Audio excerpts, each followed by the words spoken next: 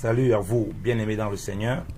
Nous vous bénissons de la part de Dieu notre Père, par Jésus-Christ notre Seigneur, le seul Sauveur, le seul Seigneur, celui qui est, qui était et qui revient bientôt. Tunawasalimu ndugu wapendwa kwa jina la Mungu na kwa niaba ya Yesu Kristo ambaye ni mfalme wa falme aliyekuwako na atakayekuja kwa jina la Yesu Kristo. La grâce vous soit encore accordée de la part de Dieu notre Père et de la part de notre Seigneur Jésus-Christ. Tumepewa neema tena kutoka Mungu na kwa njia ya Yesu Kristo. Vous êtes à votre émission à la lumière de la parole. Ni kipindi chenu tena kipendelevu kwa mwangaza wa neno. La lumière qui éclaire dans les ténèbres. Ambayo ni nuru ambayo inaangazia katika giza. Afin que nous puissions marcher dans les voies du Seigneur. Ili tuweze kutembea katika njia ya Bwana. Et que nous ne marchions plus comme des personnes qui ne savent pas où ils vont. Ili tusitembee tena mahali tunapojua hatujui. Et que nous comprenons notre héritage en Jésus-Christ de Nazareth. Lakini tuweze kuelewa urithi wetu ambao uko ndani ya Kristo Yesu. Ce dimanche passé, wakati tulipoongea Jumapili nous avons iliyopita, commencé à parler du sacerdoce. tulianza kuongea juu ya Nous ukuhani. avons bien identifié les différents sacerdoces que nous avons dans la parole. Tulitofautisha kweli hiyo Et ukuhani. principalement les deux sacerdoces qui sont les plus connus. Na tukaongea juu ya ukuhani mbili ambayo À savoir inajulikana, le sacerdoce lévitique, ambao kuna ukuhani wa Kilawi basé sur Lévi, ambayo inakuwa juu ya Lawi, c'est-à-dire sur le fils, le troisième fils de Jacob. ambayo inamaanisha huyo mtoto wa tatu wa Yakobo. Cette tribu qui était destinée au service de Dieu, Ni hao ndio walikuwa wamepakwa juu ya kazi ya dans Mungu, lequel il se trouvaient les sacrificateurs, na pale ndio kulikuwa wakuhani qui étaient eux-mêmes des Lévites, ambao walikuwa pia wao tu wa Lawi, mais qui étaient principalement descendants d'Aaron. lakini waliotoka katika kizazi cha Haruni. Aaron lui-même étant le premier souvent sacrificateur. Haruni alikuwa wa kwanza kuhani mkubwa, Et ses enfants qui le servaient dans le service comme sacrificateur. na watoto walitumika kama Nous avons makuhani. très bien expliqué ce sacerdoce. Na tulieleza vile hiyo Il kuhani y a plusieurs niveaux spirituels. kwamba kuna mambo mengi katika roho. Sur le plan physique, Kwa mambo ya mwili on voit que c'est un héritage de père à fils. tuliona kwamba ilionekana ni mambo ya kifamilia Un baba, étranger ne pouvait pas venir à l'intérieur. na hakuna mgeni angekuja kutoka Les nje. propres enfants d'Israël, Wale wa Israeli les autres 11 tribus, wale wa 11 kabila n'étaient pas concernés. hawakuwa miongoni. Et pour être sacrificateur, Najua kuwa mtu akwe kuhani, les propres autres Lévites wale Malawi wengine n'étaient wote pas concernés. hapakukuwa miongoni. C'était que les enfants d'Aaron et ses enfants. Ilikuwa tu wana wa Israeli wa Haruni na wanawake. Voilà pourquoi Na ndio maana ces sacerdoces étaient complètement une chose charnelle. hiyo ukuhani ilikuwa mambo ya kimwili. C'était ton appartenance à une tribu et à une descendance qui te donnait accès aux choses de Dieu. Ilikuwa mambo ya kabila ambayo ilikuwa nakupatia nafasi kwa mambo ya Mungu. C'était ton appartenance Ilikuwa mambo ya mambo ya kukubaliwa aux Lévites kwa mambo ya Walawi tu, qui te donnait accès aux choses de Dieu. waliokuwa tunakubali kwa mambo ya Mungu. Et dans le sacerdoce royal, Na katika ukuhani wa kifalme ce n'est plus ainsi. haiko hivyo. Ce n'est pas ton appartenance à une religion. Haiko mambo ya ufamilia ama ya Ce n'est pas ton kidini. appartenance à une famille Haiko kukuwa mtu wa familia qui fait fulani de toi un enfant de Dieu. ambaye anakufanya kuwa mtoto wa Et Mungu. quand on grandit dans la religion, Na wakati mtu anakomaa ndani ya on dit dini, mon père est chrétien, donc moi je suis devenu chrétien. anasema ha, babangu juu ni Mkristo, maanake mimi pia ni C'est Mkristo. comme un héritage familial. Inakuwa ni kama mambo ya kifamilia. Mon père est pasteur, alors je suis pasteur. Babangu ni mchungaji, maanake na mimi nitakuwa mchungaji. Mon père est prophète, alors je suis prophète. Babangu ni nabii, maanake na mimi nitakuwa nabii. Et ce n'est pas comme ça. Haiko hivyo. Ça, c'est la séduction Hiyo ni uchanganyiko qui est kabisa établie dans beaucoup de systèmes ambayo imetokana na akili nyingi. où les gens ont pris en otage des chrétiens. Watu wanachukua Wakristo katika Les ont ramenés dans ufungwa, ces sacerdoces lévitiques. wanawarudisha ndani ya ukuhani wa Où il Lawi. y a quelques-uns qui sont appelés et consacrés de Dieu. Hapa wanasema tu wengine ambao waliitwa ndio wanapakwa na Mungu, D'autres sont exclus. wengine pametengwa. C'est pourquoi les chrétiens viennent dans l'assemblée. Na ndio maana utaona Wakristo wanakia Ils ne makanisa peuvent rien dire. hawezi sema chochote Ils ne kabisa, connaissent rien. habajui na kitu, Ils sont complètement ignorants. anakuwa ni bajinga Même kabisa. lire la Bible est un problème. Na kusoma Biblia ni kwao ni C'est que shida. le pasteur qui doit lire, Ndio nakuta pastor ndio c'est que anaweza les soma conducteurs tu, qui lisent, baongozi wanaweza soma avec tu, quelques personnes qu'on a établies. pamoja na beba Alors que alishawekwa même pale. parmi ces chrétiens, ils voient qu'il y a des gens qui n'ont même pas l'appel. Ingawaje katikati ya Wakristo ya wale watu kuna kwa wenyewe hapa na Mais tabu, ils peuvent rien dire. na lakini hawezi sema Parce qu'ils marchent sur ces sacerdoce lévitique. kwa sababu anatembea chini ya Lawi. Or, on a dit que ce sacerdoce, c'est l'héritage charnel. Tunasema hiyo chini ya Lawi ilikuwa mambo Donc, ya kimwili. Donc, il n'y a pas le Saint-Esprit. Hapa hakukuwa Roho C'est que Mtakatifu, la chair. ilikuwa mambo ya Et mwili. quand on marche selon la chair, Na ukitembea on ne kimwili peut pas être agréable agréable à Dieu. hawezi pendeza Mungu. Dans le sacerdoce lévitique, Ndani ya Lawi on voit dans le ministère de la condamnation. pale kuna huduma ya On voit dans le ministère de la mort. tunaona huduma ya kifo. Voilà pourquoi tous les commandements sont tous liés à tuer les gens. Na ndio maana tunaona sheria yote ilikuwa juu ya kuua Si watu. on fait quelque chose, il faut tuer. Kama kuna kitu ulifanya kibaya namba uawe. Sur déposition de 2 témoins, Na kama kulikuwa washuhuda quelqu'un wawili, pouvait facilement perdre la vie. mwingine angepoteza Donc uzima c'est le wake. sacerdoce de la condamnation. Na ilikuwa donge ni huduma ya Le sacerdoce de hukumu. la mort. Ilikuwa ni ya kifo kabisa. Ils ne peuvent pas avoir la conscience purifiée. Habangikuwa na zamiri ambayo iko safi. Leur conscience est souillée. Zamiri yao zilikuwa chafu. Malgré les sacrifices, il y a beaucoup de taureaux qui font tout le temps. Ingawaje hiyo zabihu za kondoo na ng'ombe kila wakati, Parce que c'est Christ seul kwa sababu ni Kristo peke qui yake purifie la conscience. ambaye anatakasa zamiri. Les boucs et les taureaux couvraient leurs péchés. Ng'ombe na zabihu zilikuwa nafunika tu Ils ne zambi, purifiaient pas le péché. lakini hazikuwa na Mais zima n'ôtaient pas le zambi, péché. hazikuwa natoa Ils ne donnaient zambi, aucune capacité à marcher dans la crainte de Dieu. hazikuwa naleta mtu kutembea ndani ya oga ya Aucune Mungu, capacité à marcher dans la sainteté. hazikuleta mtu kutembea ndani ya utakatifu, Aucune capacité à marcher selon les ordonnances de Dieu. hazikuweza kuleta mtu kutembea ndani ya sheria ya Voilà Bwana. pourquoi le sacrificateur, Na ndio maana kuhani prenons souvent le sacrificateur, ana uwe kuhani mkubwa donnait les sacrifices pour le peuple, alikuwa anapana zabihu juu ya taifa, pour les péchés du peuple juu ya zambi za watu et pour son propre péché. na juu ya zambi zake Parce mwenyewe, qu'il était lui-même sujet à des infimités. kwa sababu hata yeye mwenyewe alikuwa na madhaifu. Alors que le souverain sacrificateur du sacerdoce royal, Jésus-Christ de Nazareth, Ingawaje katika huyu Yesu Kristo ambaye ni kuhani son mkubwa, sacrifice est parfait. yasa zabihu yake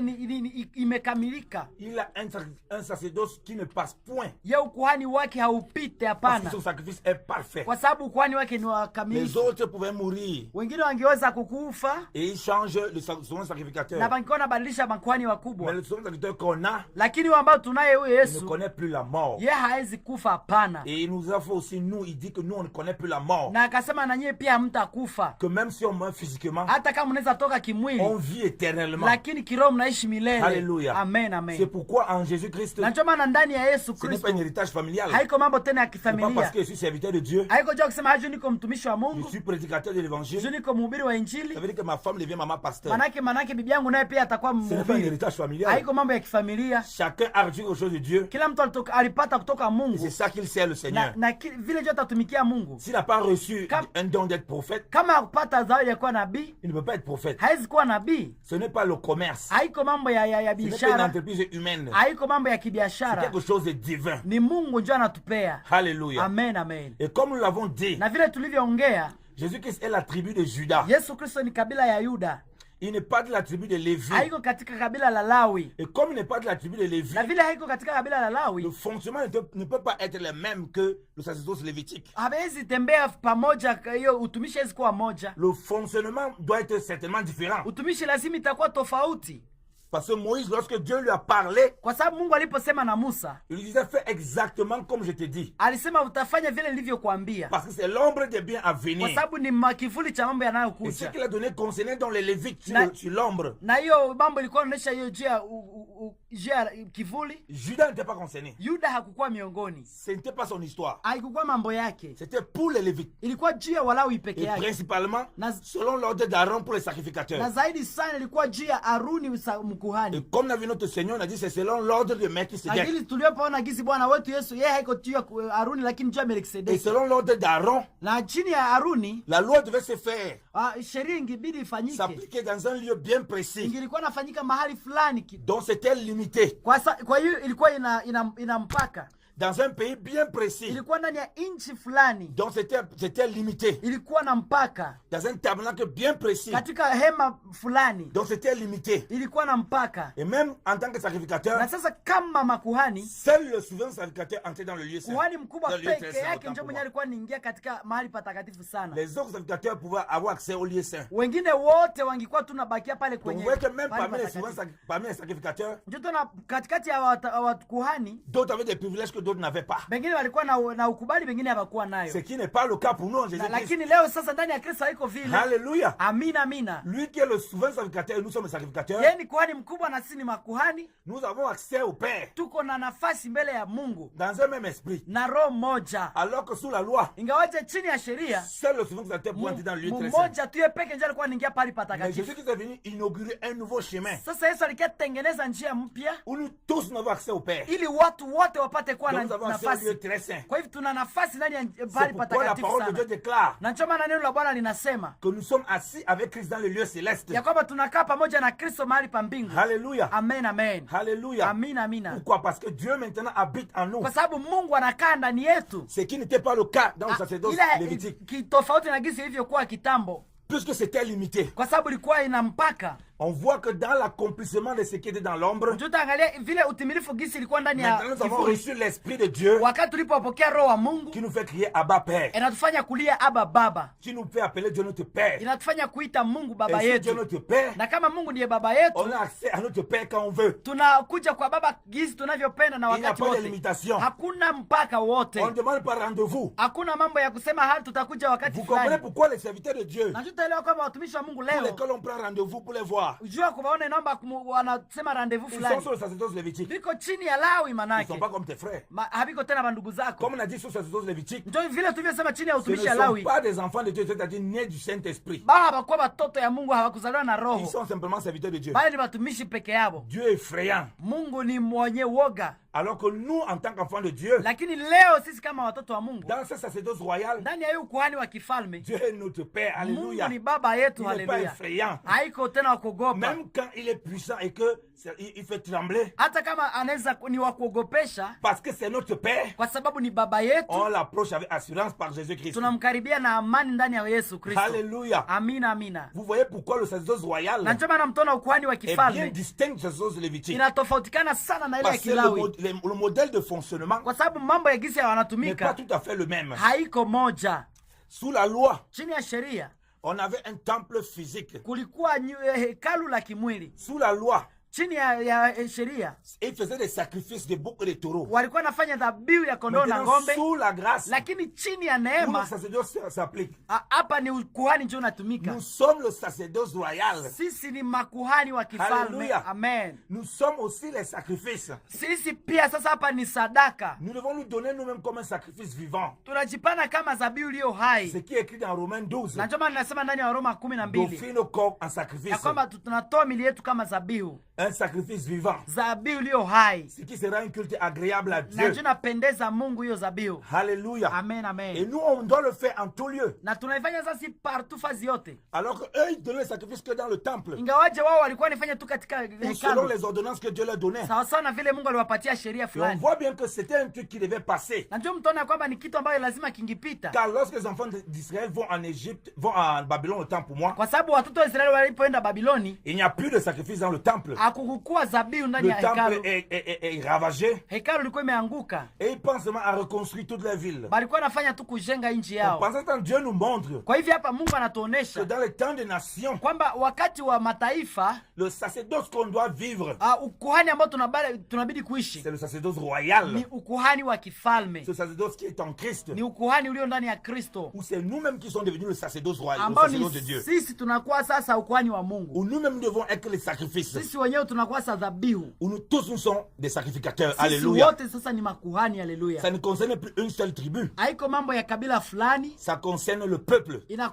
ni juu ya wote, Et ce peuple est identifié à la tribu de Juda. na hiyo kabila ni juu ya Yuda, ni kabila la Comme nous Yuda. l'avons dit dans Exode 19, Vile tulivyosema ndani ya Kutoka Dieu 19, avait déjà préparé que ce serait tout le peuple qui devait être sacrificateur. Mungu alikuwa ashakatarisha zamani gisi mataifa yote wataka makuhani. Réalisons encore Exode 19, Tusome tena ile wa Kutoka 19 verset 6.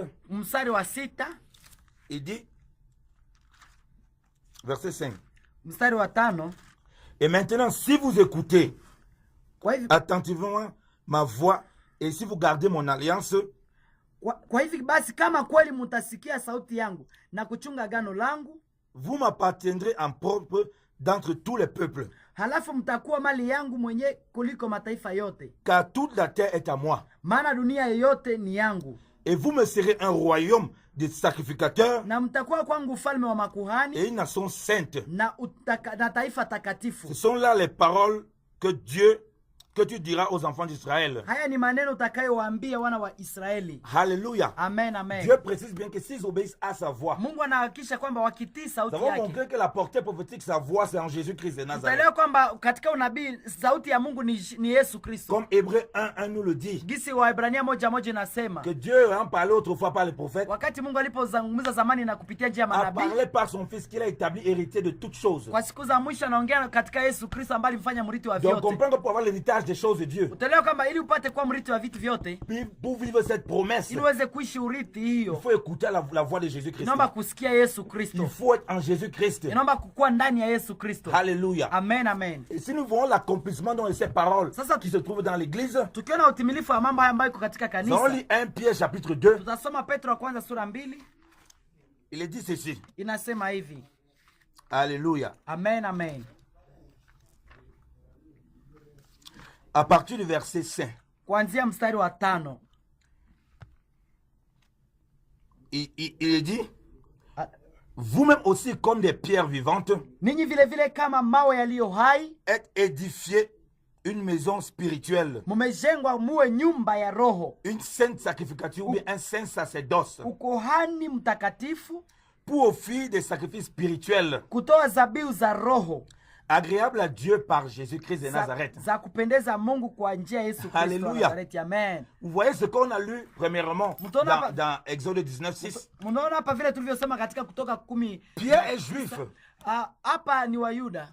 Il connaît très bien ces exodes-là. Petro anajua wale hiyo Kutoka, Mais il explique à l'église lakini anakifundisha kanisa, que c'est accompli en vous par Jésus-Christ. anasema imetimilika ndani yenu kwa njia ya Yesu Kristo, Que vous êtes maintenant le saint sacerdoce de ya Dieu. kwamba mmekuwa ukuhani mtakatifu wa Mungu. Alléluia. Amen, amen. Il dit maintenant comme des pierres vivantes. Anasema kama vile mawe. Donc il fait comprendre que les pierres qu'on considère le temple avec, dans la portée prophétique, dans l'accomplissement, c'est nous les pierres vivantes. Anaeleza kwamba katika hali ya kinabii ile majioni yenye ilikuwa anasemewa, sasa ni sisi watu sasa wa Ce sont Mungu, les pierres qui ont la vie. ni majiwe ambayo nayo uzima. Dieu ne veut plus une maison physique. Mungu hataki tena ile On nyumba ya comprend que Dieu kimwili. voulait que nous soyons sa maison. Mungu utaelewa kwamba Mungu anapenda njoo watu njoo Mais wako pour ça, il nyumba. fallait qu'on ait la vie qui est en Jésus-Christ. Hii ni inatosha tu kuwe na uzima ndani ya Yesu Kristo. Cette vie qu'on a en Jésus-Christ dedans Ile uzima ambao uko ndani ya Kristo nous fait être des pierres vivantes. inatufanya kuwa mawe ya hai. Il dit que pour être une maison de Dieu, Anasema juu tukuwe nyumba ya Mungu, pour être une maison spirituelle. ili tupate kuwa nyumba ya roho. Alléluia. Amen, amen. Une maison spirituelle. Nyumba ya roho. Vous comprenez pourquoi nous avons dit Na ndio maana mtoleo kama le tulisema tabernacle, ce n'est plus les bâtiments. hema ya Mungu haiko ima mabatima Et le zetu. tabernacle ne peut pas être les bâtiments. Na ndio maana hema ya Mungu haiwezi kuwa zile makanisa Le zetu tunajenga tabernacle, leo. c'est le peuple.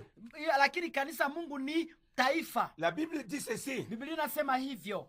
Ne savez-vous pas que l'Esprit de Dieu habite en vous Amjue kwamba roho Mungu anakaa ndani et yenu que vous êtes le temple de Dieu? na kwamba ninyi ni nyumba ya Mungu. Donc Dieu voulait que son esprit habite en nous, Mungu anataka roho yake kae ndani yetu que nous soyons le temple de Dieu. ili tupate kuwa dhabihu ya Mungu.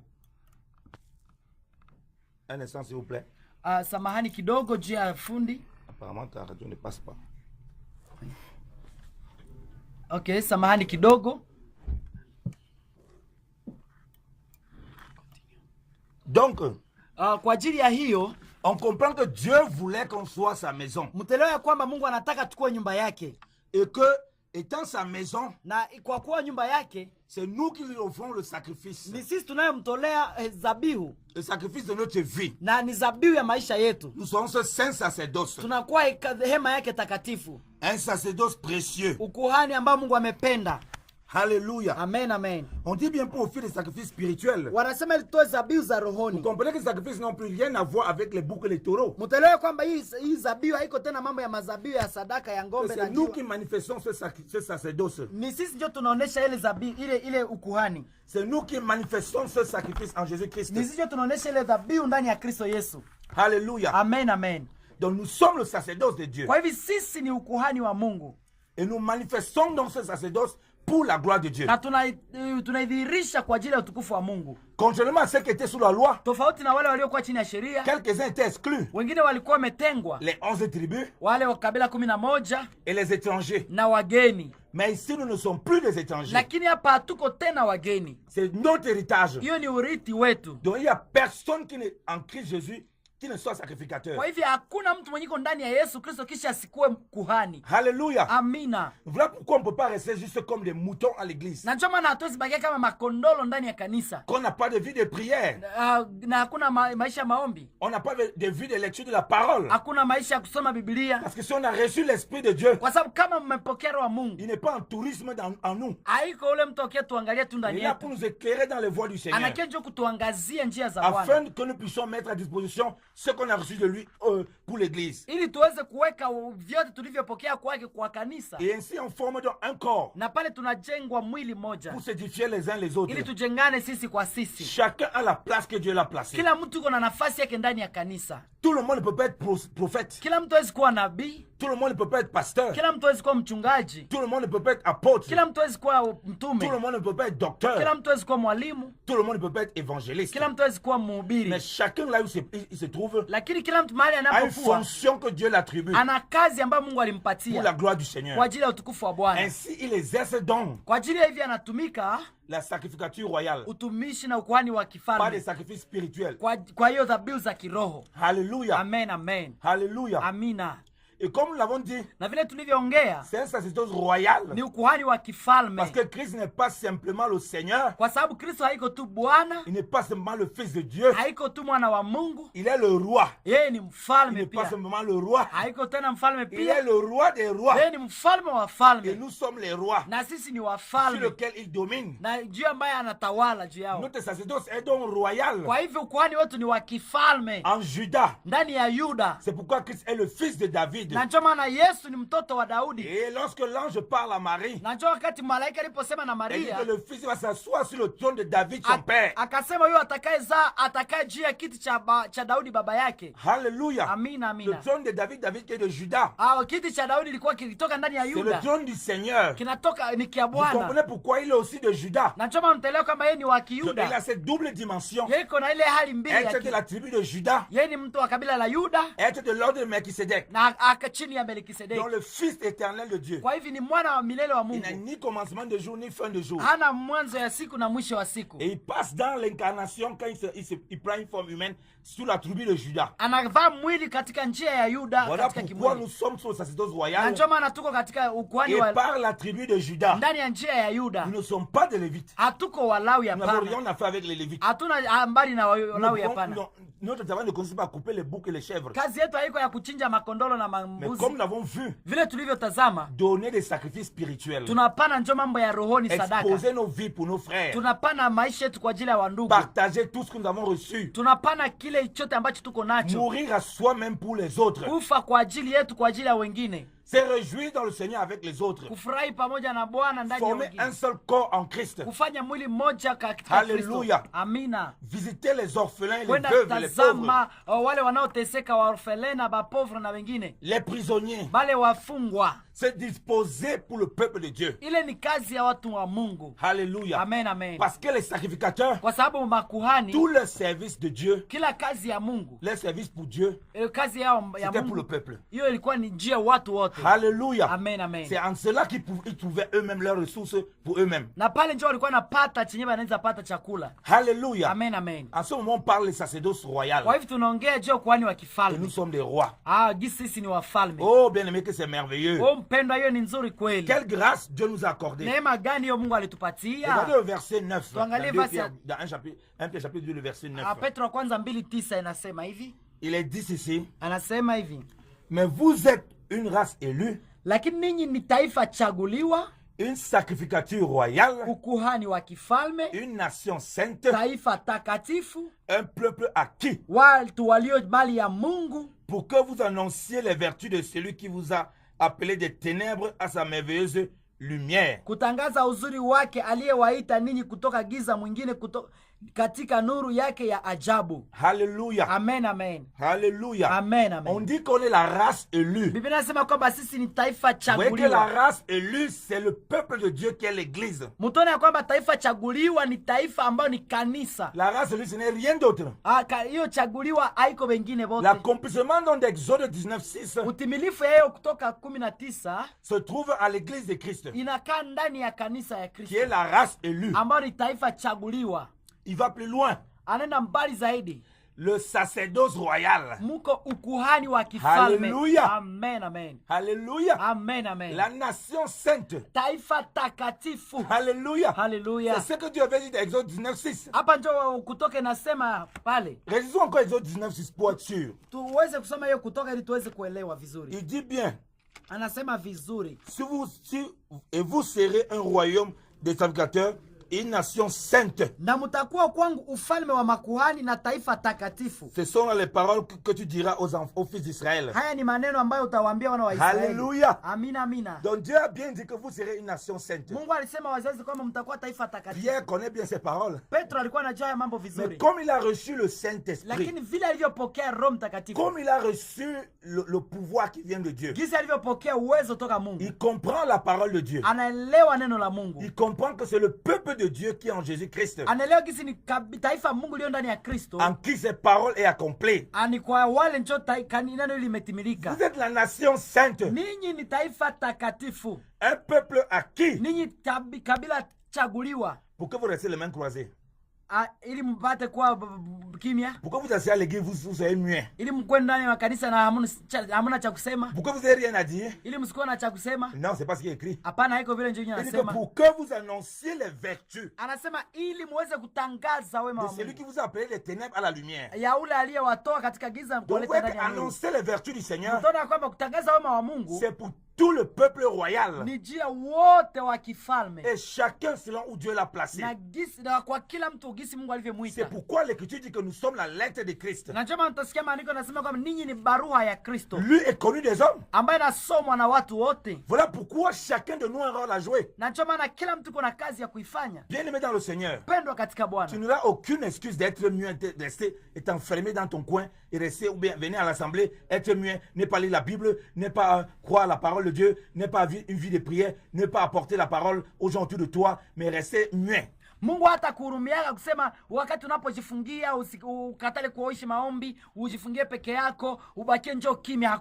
Hakuna kuhurumiwa chochote Tu auras kabisa. des comptes sérieux à rendre. Utakuwa na hesabu fulani En tout utalipaka cas, Mungu. si tu es du sacerdoce royal, Kwa kweli kama uko ndani ya kwani wa tu es kifalme, obligé d'annoncer les vertus du Seigneur. ni lazima unapashwa tangaza wema wa Parce Mungu. qu'il dépose sa lumière en toi. Kwa sababu anaweka nuru yake juu Il yako. dit qu'une maison située sur une montagne ne peut pas manquer d'être vue. Anasema taa ikiweka juu ya Il n'y a mwangalia. personne qui allume une lampe pour la mettre en bas du lit. Hakuna mtu anaweza wakisha tala kisha aweke chini Alors ya il t'a kitanda. allumé toi la lampe, il a mis la lumière de Christ dedans. Sasa Mungu alipokuhakisha akaweka mwangaza Il wake a mis ndani la lumière yako. du sacerdoce royal. Aliweka mwangaza yake ndani Il a mis les yako. vertus de Dieu. Aliweka wema ya Mungu ndani C'est yako. pourquoi tu sois utile pour son royaume. Na njoo maana uko wa maana kwa kazi Comme nous yake. avons dit, chacun où Dieu l'a placé. Tunasema ya kwamba Mungu alimtia kwa Avec nafasi les yote. vertus que Dieu lui a données. Ili pamoja na wema ambayo Mungu aliweka ndani yake. Alléluia. Amen, amen. Regardez bien ce qu'il dit, on continue au verset 10. Tuangalie pale kwenye anasema verse ya 10. Il dit, vous qui n'étiez pas un peuple, mais qui maintenant êtes le peuple de Dieu. Ninyi mliokuwa si taifa zamani, lakini sasa ni taifa ya Mungu. Vous qui n'avez pas obtenu miséricorde, Mliokuwa hamkupokea rehema, mais qui maintenant avez obtenu miséricorde. Alléluia. lakini sasa mmepata rehema. Haleluya. Donc, vous qui étiez condamnés, Ninyi ambao mlihukumiwa, et maintenant obtenez miséricorde. lakini sasa mmepata rehema. Parce que la parole de Dieu déclare, Kwa sababu neno la Mungu linasema tous ont péché et sont privés de la gloire de Dieu. wote wamefanya dhambi na wamepungukiwa na Tous utukufu les wa Mungu. hommes. Wote wamefanya Le dhambi. salaire du péché, c'est la mort.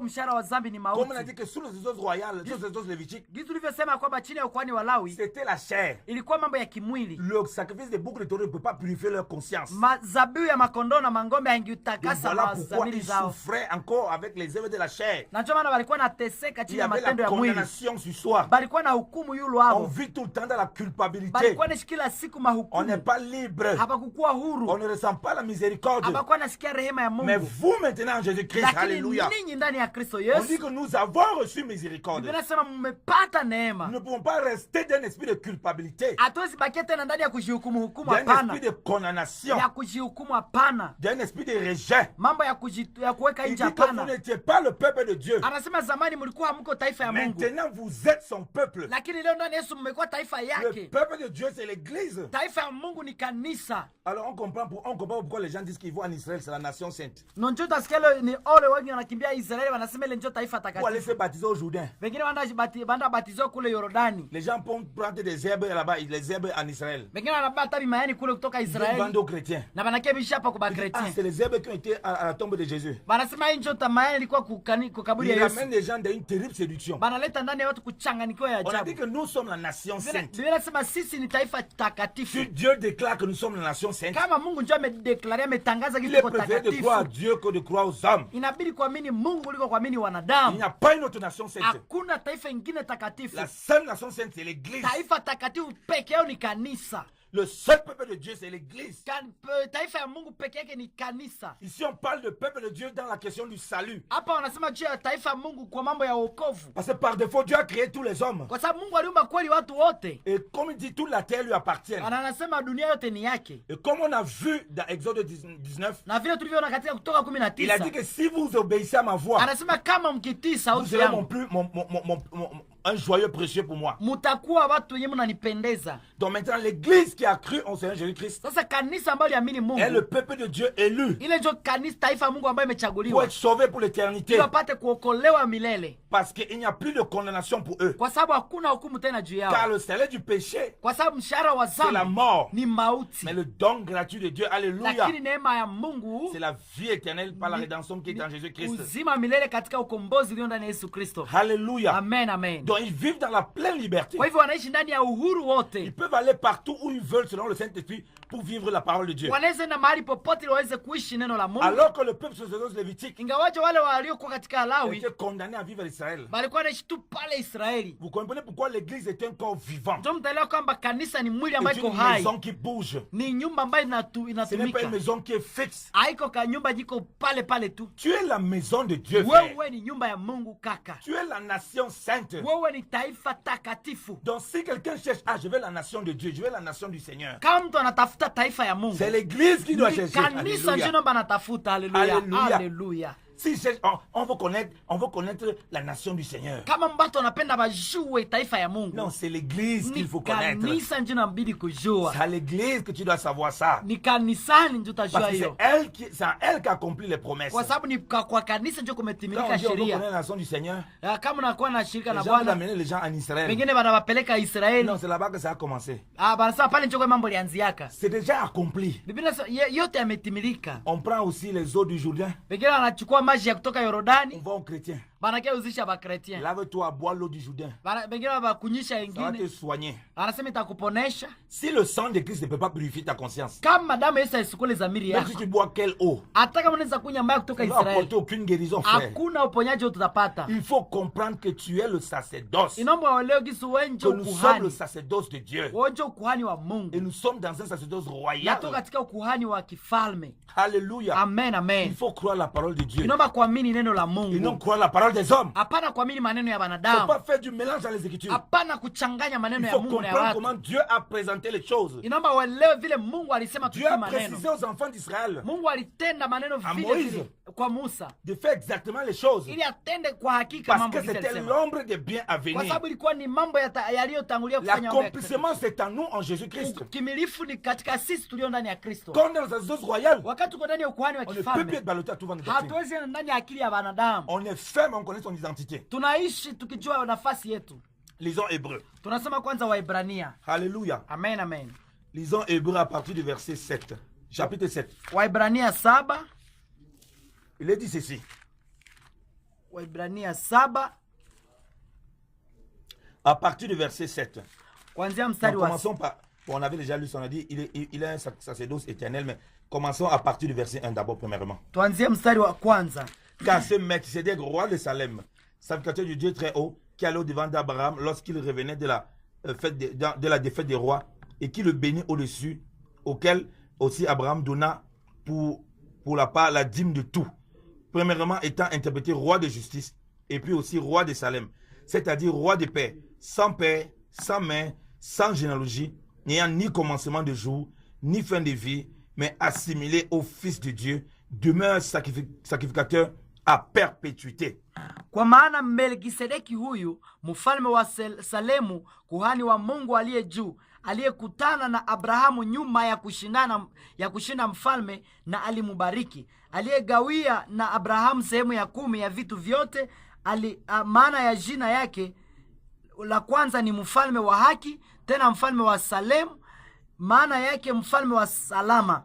Hana baba wala mama wala wazazi, hana mwanzo wala siku zake wala mwisho wa uhai wake, lakini anafananishwa na mwana wa Mungu, anakaa kuhani hata milele. Alléluia. Amen, amen. On nous a fait comprendre que Christ est sacrifié selon l'ordre de Melchizedek dans Hébreux 5. Wanatolesha kwamba katika Waebrania 5 Kristo, vous voyez bien comme on a dit là, il n'a ni commencement de jour ni fin de vie. Anasema kwamba hana mwanzo ya siku na hana mwisho. Sans généalogie, sans père. Hana mwanzo ya siku, hana baba na mama. Il révèle pleinement la divinité de Jésus-Christ. Anaonesha mara moja umungu wa Yesu Kristo. Vrai homme, vrai Dieu. Aye ni mtu tena voilà ni Mungu. Pourquoi il ne peut pas avoir des remplaçants. Na choma na haezi kuwa na mtu anaweza badilisha. Le pape ne peut pas être son vicaire, il n'en a pas besoin. Papa wa Roma haezi kuwa njo mwakilishi wake, hapana. Il n'a pas besoin de remplaçant, de substitut. Hana lazima ya kumwakilisha hapa. Un pasteur, un prophète ne peut pas être son remplaçant. Kwa hivi na mchungaji ama nabii haezi mbadilisha. Yeye peke yake Yesu ni kuhani milele na milele. Voilà pourquoi nous sommes avec lui dans ses sacerdoces. Na ndio maana tuko pamoja naye katika ukuhani. Il est dit à partir du verset 7, on va continuer à partir du verset 7. Na anasema kuanzia mstari wa 7. Or sans contredit, le moindre est béni par celui qui est plus excellent. Lakini pasipo mabishano mdogo anabarikiwa na mkubwa. Et ici des hommes qui meurent reçoivent des dîmes. Na hapa watu wenye kufa wanapokea sehemu ya 10. Mais là celui de qui il est rendu témoignage qu'il vit, et pour ainsi dire, Lévi même qui reçoit des dîmes a été dîmé à Abraham quand il était encore dans les reins de son père, quand Melkisedek alla au devant de lui. Lakini kule yeye aliyeshuhudiwa ya kuwa yeye ni hai, na tunaweza kusema ya kuwa kwa njia ya Abrahamu hata Lawi mwenyewe kupokea sehemu ya 10 alitoa sehemu ya 10. Alléluia. On dit que selon le sacerdoce lévitique, Lévi qui avait le droit de dîmer ses frères, anasema hata kulingana na sheria ya Lawi, yeye alikuwa anastahili kupokea sehemu ya 10 ya wandugu zake. Il avait payé la dîme parce qu'il était encore dans les reins d'Abraham. Anasema alilipa moja ya 10 kwa sababu alikuwa chini ya Abraham. On dit bien que Lévi pouvait le faire selon la loi, à cause de la loi.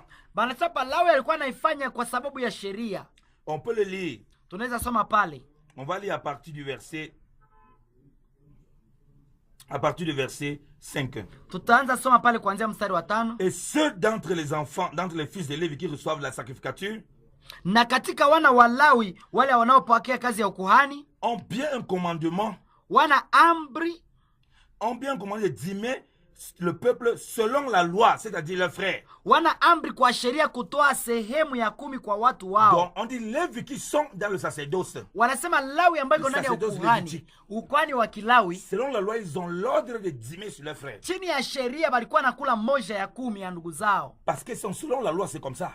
Kwa sababu ilikuwa chini ya sheria. Le sacerdoce lévitique, c'est comme ça. Mambo ya sheria ya Lawi ilikuwa ndio vile kabisa. Mais maintenant, nous, on nous dit qu'au verset 11, lakini sikia kwa sisi kwa mstari wa 11, si donc la perfection était trouvée, basi kama ukamilifu ulipokuwa umepatikana par le sacerdoce lévitique, par la sacrificature lévitique, kwa ukuhani wa Lawi, car sa relation avec elle, maana kwa ukuhani ule que le peuple a reçu la loi, watu walipokea sheria. Quel besoin était encore qu'il ait un autre sacrificateur ni kwa sababu gani basi kulikuwa uhitaji tena selon l'ordre de Melchisedec, wa kuhani mwingine aonekane kwa mfano wa Melkisedeki, et qui ne fut pas nommé selon l'ordre d'Aaron, wala si kwa namna ya Haruni. Alléluia. Amen, amen. On dit que le sacerdoce lévitique donc, wanasema pa ukuhani wa Kilawi était limité, ilikuwa na mpaka, n'était pas parfait. haikuwa na timilifu. Comme nous l'avons dit, c'était l'ombre des biens à venir. Tunasema kwamba ilikuwa kivuli cha mambo yatakayokuja. Voilà pourquoi ça ne pouvait pas être parfait. Na ndio maana haikuwa na kamilika. Et sous ce sacerdoce, na chini ya ile sheria, les Lévites avaient l'ordre selon la loi de dîmer sur leurs frères. Walau walikuwa na sheria kuweza kuchukua moja ya 10 ya ndugu zao. On a vu que ce sacerdoce était limité parce qu'il y avait un endroit précis, il fallait le faire. Lakini mtone ya kwamba ilikuwa na mpaka kwa sababu ilikuwa na nafasi kwa nyingi yoba baifanyie. La preuve que les enfants d'Israël ont été mis en captivité à Babylone. Na ndio mtone kwamba wale hata walienda hapa uzwa Babylone avait été arrêté dans le temple. Kule zabihu zilishiwa kule. Le roi de Babylone avait tout saccagé. Mfalme wa Babiloni alivunja yote. Pris les ustensiles là-bas. Akachukua hata vyombo. On a vu que il fallait que le sacrificateur appartienne aux enfants, soit de la descendance de Lévi. Na mtaona kwamba kuhani ilibidi atoke katika Lawi. D'où il y avait une contrainte d'appartenir à une tribu. Na choma ilikuwa shida kuokoa katika taifa. Donc c'était très limité. Ilikuwa na mpaka. À supposer maintenant qu'une tribu là soit effacée. Kwa mfano hiyo izimwe. Alors personne ne pourrait plus exercer le sacerdoce. Hakuna mtu mwenye angeingia katika ukuhani. Donc il y avait trop de limitations. Kwa hivyo kulikuwa mipaka sana. Il fallait donner les boucs dans un lieu précis. Ilibidi kupana mbuzi kwa nafasi fulani. Imaginez maintenant, on prenait toujours souvent un sacrificateur pour faire les trucs. Na ndio mtona walikuwa wanachukua tu souverain sacrificateur kwa kufanya ile kazi. Et c'est lui qui entrait dans le lieu très saint. Na ndio alikuwa anaingia tu pale patakatifu. Imaginez-vous maintenant que le jour le sacrificateur doit entrer dans le lieu très saint. Sasa mkumbuke wakati Yesu alipoingia pale patakatifu. Et qu'il meurt. Na kisha akufe. Ce jour on ne pouvait pas rentrer dans le lieu très saint. Haingia tena pale patakatifu. Il fallait attendre qu'on un autre souverain sacrificateur. Ingibidi batafute tena kuhani mwingine pour qu'il rentre encore dans le lieu très saint. Ili aingie pale tena pale patakatifu. Donc c'était trop contraignant. Kwa hivyo ilikuwa mambo ya kuchanganya. Trop limité. Ilikuwa na mipaka. Ça prenait de l'eau de partout. Ilikuwa na kamata mahali popote. Alors que maintenant Jésus-Christ, ingawaje katika Kristo leo, Dieu nous amène à la perfection. Mungu anatuleta ndani ya utimilifu. Parce que son sacrifice est parfait. Kwa sababu yeye ni sadaka ambayo inatimilika. C'est pourquoi il est selon l'ordre de Melchisedec. Na njama niko chini ya Melkisedeki. Il ne peut pas être selon l'ordre d'Aaron. Haizi kuwa chini ya Haruni. Parce que selon d'Aaron, c'est les mortels. Kwa sababu chini ya Haruni ni kifo. Et selon les Melchisedec, c'est les gens qui ne meurent plus. Lakini chini ya Melkisedeki ni hawakufi tena. C'est pourquoi même lorsque nous mourons physiquement, njama hata kama tunakufa kimwili, nous ne mourrons plus. Hatukufi kiroho. Nous vivons éternellement en Jésus-Christ. Milele ndani ya Yesu par la Kristo. foi qui est en Jésus-Christ. Imani iliyo ndani ya Kristo Yesu. Parce que son sang nous lave de tout péché. Damu yake inatosha na dhambi zote. Et ça nettoie toutes sortes d'impuretés. Inazima na inatosha dhambi zote. Alléluia. Amen, amen. On dit maintenant au verset 12. Kwa verse ya 12 inasema hivi. Car la sacrificature étant changée, maana ukubali ulipobadilika ukuhani, il y a aussi nécessité d'un changement de loi. Sheria vile vile ilipaswa kubadilika. Alléluia. Amen, amen. On dit bien que comme le sacerdoce a changé, anasema vile gisi ukuhani ulibadilika, il faut un changement de loi. Tabidi pia sheria ibadilishwe. Alors dans les Lévites qui ont le droit de prendre les dîmes, ce sont la loi de Moïse. Kwa sababu kama Walawi walikuwa wanachukua moja ya 10, ilikuwa sheria ya Musa kwa sababu ilikuwa chini ya ukuhani wa Lawi. Mais nous sommes dans un autre sacerdoce. Sasa sisi tuko ndani ya ukuhani nyingine. Il y a un changement de loi. Kuna ubadilisho ya sheria. Comme nous l'avons dit, gisi tulivyosema, il est de la tribu de Juda. Yeye ni simba, yeye ni katika kabila la Yuda. Moïse n'a rien dit sur ça. Musa hana mambo ya kusema juu ya hiyo. On a vu tuliyopoona hapa que ça ne concerne plus les Lévites sur le sacerdoce royal. Haiko tena mambo ya kilao chini ya sheria. Ça concerne tout le peuple. Hapa ni watu wote. Et ce peuple est un peuple, et le peuple du Seigneur. Na hiyo ni taifa ya Bwana. Et la nation sainte. Taifa takatifu.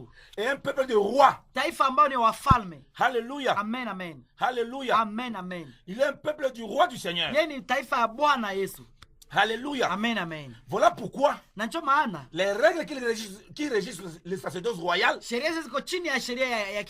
ne peuvent pas être les mêmes que celui du sacerdoce lévitique. Parce qu'il y a bien une différence entre l'ombre et la réalité. Votre ombre ne peut jamais être la réalité. Votre ombre montre quelque chose de vous. Mais non l'exacte représentation des choses. Jamais l'ombre ne peut montrer l'exacte représentation des choses. Alléluia. Amen, amen. Alléluia. Amen, amen. On comprend ces choses lévitiques donc. C'est l'ombre. Le sacerdoce royal. C'est l'accomplissement de Jésus que c'est la réalité. Alors si quelqu'un nous ramène dans l'ombre, on risque d'être dans la confusion totale. Dans l'ombre, on confond le serpent avec le bois. On marche n'importe comment. On peut coller les pieds sur toutes sortes de pierres. Mais dans la réalité, on voit clair. Parce que nous sommes dans la lumière du Seigneur. Il y a un changement de loi. Et cette loi se trouve en Christ. Comme Galates 6 du verset 1 à 3 nous dit, de porter les fardeaux les uns les autres. Ainsi nous accomplirons la loi de Christ. C'est la loi de Christ qui se retrouve en la croix. Où Christ est le centre de tout. C'est lui qui accomplit tout en tous. Alléluia. Amen, amen. Ce n'est plus la comédie. Ce n'est plus quelques-uns qui sont sacrificateurs. Lévi avait le droit de dîmer sur les frères parce qu'ils avaient droit à la sacrificature. Et le reste du peuple qui était dîmé n'avait pas droit à la sacrificature. Maintenant nous sommes sommes tous sacrificateurs. Sasa hapa Biblia inasema sisi wote ni makuhani. Voilà pourquoi quelqu'un ne peut pas dîmer sur nous. Na ndio maana hakuna mwanaweza chukua moja ya 10 yako, hapana. Parce que c'est la tribu de Juda. Kwa sababu ni katika kabila la Yuda. Et sur la tribu de Juda, Kama sisi wa kabila la Yuda, non seulement nous sommes tous sacrificateurs, hatuko tu sisi wote makuhani tu, nous sommes tous rois. Alléluia. lakini sisi wote ni wafalme. Haleluya. Alléluia. Amen, amen. Quel est ce sacrificateur qui veut dîmer sur les autres sacrificateurs? Sasa huyu ni kuhani gani mwana anapenda kule moja ya 10 ya kuhani Lévi mwingine? pouvait dîmer que sur le peuple. Lawi alikuwa anakula njia ya makabila ya Il ne pouvait taifa. pas dîmer sur les sacrificateurs. Angekuwa anakula njia ya makuhani, Ce n'est pas hapana. possible. Angewezekana. Maintenant, nous sommes tous Sasa sacrificateurs. hapa sisi wote ni makuhani. Personne ne peut dîmer sur Hakuna notre. mwanaweza kula moja ya 10 yako, Alléluia. hapana. Amen, Nous amen. sommes tous compagnons de service. Sisi wote tuko ndani ya kazi. Haleluya. Personne ne peut dominer sur l'autre. Hakuna mwingine atatawala mwingine. Tout le monde a le Saint-Esprit Wote wana Roho Mtakatifu pour examiner la parole. ili kuchunguza neno. Chacun a sa place. Kila mtu kwa nafasi yake. Parmi les sacrificateurs, Katikati ya makuhani, d'autres sont prophètes, wengine ni manabii, d'autres des servants. Ils vont s'occuper peut-être des orphelins. wengine wanaweza na orphelin. Mais celui qui s'occupe des orphelins n'est pas moindre que celui qui est prophète. Mwenye neno na bayatima haiko chini Il n'est kunabii. pas moindre que celui qui est pasteur. Haiko chini kupasta. Parce qu'à la fin de tout cela, Kwa sababu kwa mwisho ya mambo yote ils sont tous rois. wote ni wafalme. Avec un seul roi au-dessus d'eux. Pamoja na mfalme mkubwa juu Le yao. roi des rois, Jésus-Christ de Mfalme wa Nazareth. wafalme Yesu Kristo wa Nazareti. Alléluia. Amen, amen. Le Seigneur des seigneurs, Bwana Jésus-Christ de wa Nazareth. mabwana Yesu Kristo wa Nazareti. Alléluia. Amen, amen. Et en tant que sacrificateur, Hakuna tena makuhani. personne ne dîme sur nous, mon ami. Hakuna mwanaweza kula tena C'est pas moja ya 10 possible. yetu, hapana. On peut dîmer sur seulement ceux qui n'ont pas pour sacerdoce. Unaweza kamata moja ya 10 ya venyavi konjo mukuhani. Alléluia. Amen, amen. Regardez ce qu'il continue à dire au verset 13. Angalia pale 15:3 nasema, On dit car celui à l'égard duquel ces choses sont dites appartient à une autre tribu dont personne n'a été attaché à l'autel. maana yeye ndiye juu yake maneno haya yalisemwa, alikuwa mtu wa kabila lingine, wala hapana mtu wa kabila ili aliyetumika madhabahuni. Alléluia. Amen. On dit que le Seigneur qui est, selon l'ordre de Melchisedec, qui nous amène dans le sacerdoce royal, qui est le souverain sacrificateur et qui fait de nous des sacrificateurs, Wanasema Yesu Kristo ambaye iko chini ya Melkisedeki, yeye ambaye ni kuhani na anatufanya sisi kuwa makuhani. qu'il est de la tribu de Juda, dont personne n'a participé à l'autel de la loi du sacerdoce lévitique. Kwa hivi yeye ni chini ya kabila la Yuda, hakuna mtu mwanaweza enda chini ya ukuhani wa Lawi. Personne n'a pas, on répète, personne n'a été attaché à l'autel là, de la loi de Lévi, de Lévite, à la tribu à laquelle il appartient. Hakuna mtu mwenye angekaribia ile ukuhani wa Lawi kwa hiyo wakati, hapana kidogo. Il dit car il est évident Kwa sababu anasema hapa, anasema kwa sababu que notre Seigneur a suivi de Juda. Anasema 14, maana inaonekana wazi ya kuwa Bwana wetu alitoka katika Yuda, Tribu de laquelle na kwa kabila hili Moïse n'a rien dit concernant les sacrificateurs. Musa hakusema neno moja juu ya makuhani. Donc, des tribus de laquelle Kabila ambayo Moïse n'a rien dit concernant le sacerdoce et les sacrificateurs. Musa hangeweza kusema juu ya ukuhani. Donc tu ne peux pas aller réveiller Moïse. Kwa hivyo hawezi nafufua Tu lui Musa. dis Moïse, parle-nous de l'église. Kusema Musa, tuambie kwanza kama kanisa ni Il va te nini. dire l'église c'est quoi? Musa atasema kanisa ni nini? Moi je ne connais pas ce que c'est que l'église. Atakwambia sijue kanisa. Parle-nous du sang de Jésus. Tuambie juu ya damu ya Yesu Je ne kwanza. connais pas le sang de Jésus. Atakwambia mimi sijue damu ya Moi je Yesu. connais le sang de beaucoup de taureaux. Yana jojo damu ya makondolo na J'ai mangombe. pris le sang de beaucoup de taureaux, j'ai versé sur le peuple. Mimi ndakamata damu ya makondolo manjio juu ya Il watu. y a un bouc qui s'appelle Jésus ou bien? Ama kuko kondolo njio Il jina va ya rien Yesu. comprendre. Hata elewa huyo Musa. Parce qu'il était dans l'ombre. Kwa sababu yeye alikuwa ndani ya Il kivuli. voyait les choses mais c'était pas très clair pour lui. Alikuwa anaona kweli mambo lakini hakuwa anaona kwa Mais nous, nous kweli. voyons très clair. Lakini sisi tunaona wazi On wazi. connaît donc un véritable bébé. Tunajua kweli kweli nani ndio À kweli. quoi ça correspondait? Ilifaa namna gani? Ça correspondait à Jésus-Christ de Nazareth. Kwa naonesha Alléluia. Yesu Kristo wa On Nazareti. dit donc Moïse n'a rien dit. Kwa hivyo Musa hana cha kusema. Alléluia. Amen, amen. On continue la lecture. Tunaendelea na On somo. dit c'est là encore bien plus évident. Tena maneno tunayoyasema ni Si kweli. à la ressemblance de Melchisedec, un autre sacrificateur se lève, Kama mwingine akitokea kwa mfano wa Melkisedeki, qui n'a pas établi selon la loi d'un commandement charnel, asiye kuhani kwa sheria ya amri iliyo ya mwili, mais selon la vie d'une vie impérissable. lakini kwa nguvu za uzima usio na mwisho. Car ce témoignage lui est rendu. Tu es sacrificateur pour l'éternité, selon l'ordre de Melchisedec. Maana walishuhudu juu yake, wewe ni kuhani hata milele kwa mfano wa Melkisedeki. Alléluia. Amen, amen. Vous voyez bien qu'on dit que ce n'est pas selon la loi d'une ordonnance charnelle. Mutelewe kwamba haiko mambo ya sheria ya kimwili. Voilà pourquoi on ne peut pas être enfant de Dieu parce que quelqu'un t'a déclaré tu es enfant de Dieu maintenant. Na ndio maana hawezi kuwa mtoto wa Mungu. Juu mtu alisema ati wewe umekuwa Ça sasa c'est mtoto wa faux. Mungu. Tu es né dans ton père chrétien, alors tes parents te déclarent chrétien. C'est faux. Kusema ujue babako ni Mkristo na baba na wewe utakuwa Mkristo, hapana. Si tu ne crois pas en Jésus, que tu ne peux pas être chrétien. Kama hauamini Yesu hawezi kuwa mchrétien, hawezi kuwa Mkristo. Or, sous la loi, il dit bien sous la loi, Ingawa chini ya le sheria, sacrificateur c'était selon un commandement charnel kuhani alikuwa chini ya sheria ya kimwili qui appartenait à une tribu. ambayo ilikuwa juu ya kabila Il fulani. n'y avait rien de divin là-dedans. Hakukuwa mambo ya kimungu Dieu avait pale. donné une ordonnance, Mungu alipana sheria, mais elle s'appliquait sur le plan charnel. lakini ilikuwa juu ya mambo ya kimwili. Donc on n'avait plus besoin de Dieu pour savoir qui est sacrificateur et qui n'est pas Na sacrificateur. chama na hakukuwa mtu jua kwani ni nani mwenyewe On kwa savait nani. quelle tribu il fallait aller chercher. Walikuwa wanajua kwa kabila fulani Mais ngitafutwa. ici, Dieu précise Sasa hapa Mungu anahakikisha qu'il n'est pas sacrificateur selon l'ordre des hommes, haiko kuhani katika mambo ya mais kimwili, d'une puissance et d'une vie impérissable. lakini ndani ya maisha ya ambayo haina mwisho. Alléluia. Amen, amen. Alléluia. Amen, amen. Le verset 18, il dit, 18 anasema, car l'abrogation du commandement qui a précédé à cause de sa faiblesse et de son utilité, car la foi n'a rien amené à la perfection et introduit d'une meilleure espérance par laquelle nous approchons Dieu. Amen. maana kwa kuondoshwa kwa amri iliyotangulia kwa sababu ya udhaifu wake, nayo haikufaa, kwa maana sheria ile haikukamilisha neno. Amen. Alléluia. Amen, amen. On dit qu'il y a eu abrogation, donc il y a abolition de ce qui précède Anasema kulikuwa kuondosha ya mambo yaliyokuwa à cause de sa faiblesse et son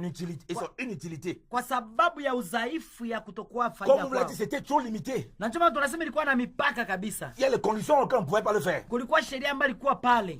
Si le souverain était malade, Kama kuhani mkubwa alikuwa et mgonjwa, il fallait rentrer dans le lieu très saint, ilibidi kurudi ndani ya kuhani. alors le peuple était obligé d'attendre qu'il guérisse, Nacho balikuwa na ngoja apone, étant chargé de leurs péchés. juu wamletee dhambi Parce zao. que quand son secrétaire rentrait, il donnait le sacrifice pour les péchés du peuple, de son peuple, quand seulement les péchés étaient couverts. Ni juu kwani alipokwenda tolea sadaka njo dhambi zao zilikuwa nafunikwa. Aussi longtemps qu'il ne faisait pas ça, Kama hakiweza il était kuifanya, tout chargé de péchés. bangikuwa tu benye dhambi. Donc c'était trop limité. Njo ilikuwa na Et mipaka Dieu nous sana. révèle la faiblesse et l'inutilité. Hapa Mungu anaonyesha udhaifu ya Parce que ça parlait de choses à venir. kwa sababu ilikuwa inaongea mambo yatakayokuja. Mais on dit qu'il a introduit une meilleure espérance Lakini anasema ya kwamba alionyesha mambo ya utumaini par le sacerdoce de Christ, kwa ukuhani wa Kristo, par le sacerdoce royal. kwa ukuhani wa kifalme. Alléluia. Amen, amen. Et en tant que cela Kwa hivyo n'a pas eu lieu sans serment, haikuwa pasipo kiapo, car ceux-là sont devenus sacrificateurs par serment. maana wale wengine walikuwa makuhani pasipo Mais kiapo. celui-ci il est devenu avec serment par celui qui a dit de lui, Lakini yeye pamoja na kiapo kwa yeye aliyemwambia, le Seigneur a juré et ne se repentira pas. Bwana ameapa naye hatageuka. Tu es sacrificateur pour l'éternité selon l'ordre de Melchisédek. Wewe ni kuhani hata milele kwa mfano wa C'est une Melkisedeki. alliance d'autant meilleure que Jésus a été fait le garant. Kwa kadiri hii Yesu amekuwa muzamini wa agano lile nzuri zaidi. On dit, et ceux-là étaient plusieurs sacrificateurs Wanasema kulikuwa makuhani wengi parce que la mort les empêchait de demeurer. kwa sababu kufa kuliwazuiza, Mais celui-ci, parce qu'il demeure éternellement, lakini yeye kwa sababu anakaa hata milele, a la sacrificature qui ne se transmet pas. anakaa ukuhani usioondoka. Alléluia. Amen, amen. Qui ne se transmet pas. Kuhani ambao usioondoka, On ne peut pas le transmettre. hauwezi patia mwingine. Alléluia. Amen, amen. De là vient aussi qu'il peut sauver entièrement ceux qui s'approchent de Dieu par lui. Naye kwa sababu hii anaweza kuokoa kabisa wote wanaokuja kwake, Étant toujours vivant wakiwa na njia ya uhai, pour intercéder pour eux. ili kuweza kuwaombea. Alléluia. Amen, amen. Voilà le sacerdoce royal. Hiyo Bien ndio ukuhani wa kifalme un mpendwa. sacrificateur, un sacrificateur qui vit Hiyo éternellement, ni kuhani ambaye anaishi milele, qui ne passe pas ambaye asiyepita, et qui nous a fait sacrificateurs. ambaye anatufanya kuwa Qui est makuhani, toujours là pour intercéder pour nous. anatuombea. Alors quand on a compris ça, Wakati tunaelewa mambo on n'est hayo, pas des sacrificateurs qui avons peur hatuko tena makuhani de nous wanaooga, approcher de Dieu, lakini tunakaribia Mungu. qui avons peur Tunapooga de reconnaître notre identité. ya kujua Le temps passe nafasi yetu. tellement vite. Kwa hivyo muda imekimbia kweli On va sana. ouvrir le micro Tunapenda tufungue simu pour pouvoir kidogo répondre aux questions vite fait dans les 5 minutes là. ili tuweze kujibu kwa hiyo dakika 5 Et on kwa continuera la prochaine fois selon que le Seigneur conduira toutes choses. tutaendelea kesho gisi Mungu atatuongoza. Soyez bénis abondamment, bien-aimés dans le Seigneur. Mungu awabariki wapendwa ndani ya Bwana. Alléluia. Amen, amen. Basi wandugu wapendwa, tumeshukuru Mungu kwa ajili ya hiyo masomo ama hiyo fundisho juu ya ukuhani wa kifalme na ukuhani wa Lawi. Tumeelewa ya kwamba katika ukuhani wa Lawi watu wangeweza kuchukua 1/10 ya watu na kufanya mambo mengine, lakini katika ukuhani wa kifalme sisi wote ni makuhani. Kwa hivyo 1/10 kwa kweli kweli ni mambo ambayo iko ndani ya sheria, na wote wanaoishi ndani ya sheria wanaishi chini ya laana. Kwa hivyo napenda kama unaweza kuwa na swali lako kulingana na somo ambalo tumeyafundisha hapa, unaweza ita ku numero 09 76 37 39 14. Nasema tena 09 76 37 39 14. 0976 39 37 39 14. Ukiwa na swali lako ama uko na ujumbe message, unaweza ituma. Kwa kusema ukweli ya brief ya message ambayo tumeyapokea, wanaonesha kwamba chini ya Lawi ilikuwa lazima hema ifanyike, na ile hema ilikuwa mambo ambayo yanamaanisha kama za hekalu fulani ambao Mungu lazima atakaa pale ndani ya pahali patakatifu. Lakini Mungu alisema yote yamekwisha na kabadilisha sheria. Haiko tena kujenga makanisa kusema injo eglise ama injo nyumba ya Mungu. Sasa ndani ya Kristo, ndani ya ukuhani ya kifalme, ni watu njo hekalu la Mungu na Mungu anakaa ndani yao. Sasa sisi ni nyumba ya Mungu katika roho. Anasema vous êtes les maison spirituelle à Dieu. Donc muko ba maison spirituelle. Kwa hivi hiyo njo ambao tumezungumza abref. Kwa ajili ya hiyo unaweza kuwa na swali, unaweza ita kwa ile numero na utapata jibu kwa mwangaza wa neno la Mungu. Amen, amen. Alléluia. Amen, amen. Voilà pourquoi, bien aimé dans le Seigneur, il est important de connaître son sacerdoce. Sinon, vous allez dans la confusion totale. Parce que comme l'a dit au sacerdoce lévitique, le ministère de la mort, le ministère de la condamnation, où on vit dans la peur, où on n'entend pas la voix de Dieu. Dieu parle seulement au sacrificateur, au roi et au prophète. Nous ne sommes pas concernés. Mais dans le sacerdoce royal, Dieu parle à tous ses enfants, chacun selon où il a placé. S'il ne t'a pas donné la capacité d'enseigner, il t'a donné la capacité de pouvoir comprendre un enseignement s'il est de Dieu ou pas. Pia nafasi ya kuchunguza mahubiri. Si te ramène à la liberté qui est en Christ, kama wanakuleta ndani ya uhuru ndani ya Kristo, ou bien si te ramène à la captivité, ama wanakuleta ndani ya utumwa. Voilà pourquoi il est très important de comprendre ce sacerdoce, na ndio maana ni maana sana kuelewa ile ukuhani, qui est le sacerdoce royal, ambao ni ukuhani wa kifalme, pour rentrer pleinement dans son héritage. Ili kurudi ndani ya urithi wako. wako. Aucun don qui te manque. Hakuna zawadi ambayo inakukosewa. Il dit dans la parole de Dieu, Biblia inasema, Ephésiens 1:3, Waefeso 3, Dieu nous a bénis de toutes sortes de bénédictions spirituelles dans les lieux célestes. Ça, c'est l'église. Ce n'était pas le cas dans chez les Lévites, où il fallait dire, tu fais ça, tu obtiens ça. Tu fais ceci, tu obtiens ça. Il n'y a pas la vie du Seigneur pour nous bénir de toutes choses. Sous la loi, c'est les œuvres. Sous le sacerdoce royal, c'est la foi pour produire les œuvres. Pas l'inverse. C'est la marche par l'esprit. Alléluia. On quitte de l'ombre à la réalité. On est le temple de Dieu, en esprit et en vérité. On est son tabernacle. Nous sommes ses fils. Nous avons reçu son esprit. Nous sommes sacrificateurs. Nous sommes rois. Alléluia. Nous sommes serviteurs de Dieu. Tous. Alléluia. Amen, amen. Voilà la différence principale entre ces deux sacerdoces. Nous avons le ministère de la justice, le ministère de l'esprit et de la vie, le ministère de la réconciliation, contrairement au sacerdoce lévitique, où c'est le ministère de la condamnation, le ministère de la mort, le ministère de la malédiction, le ministère de la chair. Que le Seigneur nous bénisse abondamment et qu'il ouvre notre intelligence au nom de Jésus-Christ. Amen, amen. Basi Mungu awabariki sana wapendwa, na tumesema mnaweza ku 0976 37 39 14. Alors, j'ai programme yeneza wapatia tu kwa dakika hii. Nimependa kuambia kwamba tutakuwa pamoja na mtumishi wa Mungu tena kesho kuanzia 11h juste mpaka 12h juste. itakuwa ya maana sana vraiment unapofungua radio yako kuanzia 11h juste mpaka 12h juste kwa ajili ya hiyo enseignement, kwa sababu tuko naye tu mpaka vendredi, kwa sababu anatoka mbali Europe ama Swiss.